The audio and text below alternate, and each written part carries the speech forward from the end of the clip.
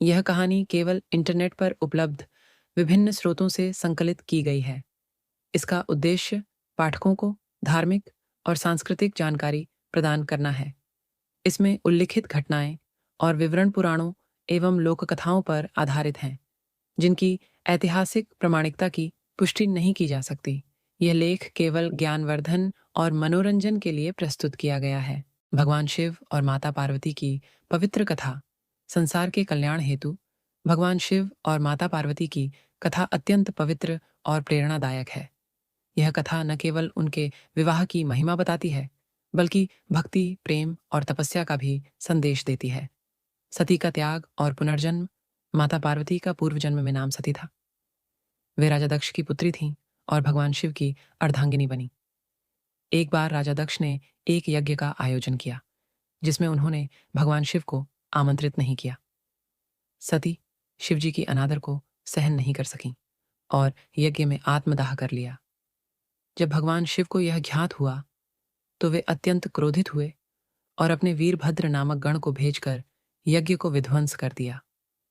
सती ने शिवजी को पुनः प्राप्त करने के लिए हिमालय राज के घर पार्वती के रूप में जन्म लिया। बचपन से ही वे शिव की उपासना में लीन रहने लगीं। उनकी भक्ति इतनी दृढ़ थी कि उन्होंने कठोर तपस्या शुरू कर दी। पार्वती की कठोर तपस्या, माता पार्वती ने कठिन तपस्या की। वे वर्षों तक निर्जल और निराहार रहकर ध्यान में लीन रहीं। उनकी तपस्या से प्रसन्न होकर नारद मुनि ने उन्हें आशीर्वाद दिया कि वे निश्चित रूप से भगवान शिव को पति रूप में प्राप्त करेंगी। इधर शिवजी अपनी साधना में लीन थे। देवताओं को भय था कि यदि शिवजी विवाह नहीं करेंगे तो संसार में संतुलन बिगड़ जाएगा। तब सभी देवताओं ने भगवान कामदेव से प्रार्थना की कि वे शिवजी की साधना भंग करें। कामदेव ने अपने प्रेम बाण चलाए, जिससे शिवजी की तपस्या भंग हुई। क्रोधित होकर उन्होंने अपनी तीसरी आंख खोल दी और कामदेव भस्म हो गए। माता पार्वती को यह देखकर दुख हुआ, परंतु उन्होंने अपना तप जारी रखा। अंततः शिवजी प्रसन्न हुए और स्वयं पार्वती को वरदान देने आए। उन्होंने पार्वती से कहा, तुमने अटूट भक्ति और समर्पण से मुझे प्रसन्न किया है। मैं तुम्हारा वरण करता हूँ। शिव पार्वती विवाह। भगवान शिव और माता पार्वती के विवाह की तैयारी पूरे धूमधाम से हुई। हिमालय राज ने इस शुभ अवसर पर सभी देवताओं और अर्षियों को आमंत्रित किया। जब शिवजी की बारात आई तो उनका रूप विचित्र था।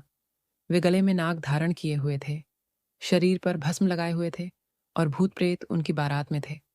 यह देखकर पार्वती जी की माता मैना देवी भयभीत हो गईं और उन्होंने इस विवाह का विरोध किया। तब भगवान शिव ने माता पार्वती को दिव्य रूप में दर्शन दिए, जिससे सभी प्रसन्न हो गए। अंततः शिव और पार्वती का शुभ विवाह संपन्न हुआ। गृहस्थ जीवन और संसार का कल्याण। विवाह के पश्चात भगवान शिव और माता पार्वती कैलाश पर्वत पर निवास करने लगे। उनके मिलन से संसार में ऊर्जा और शक्ति का संचार हुआ।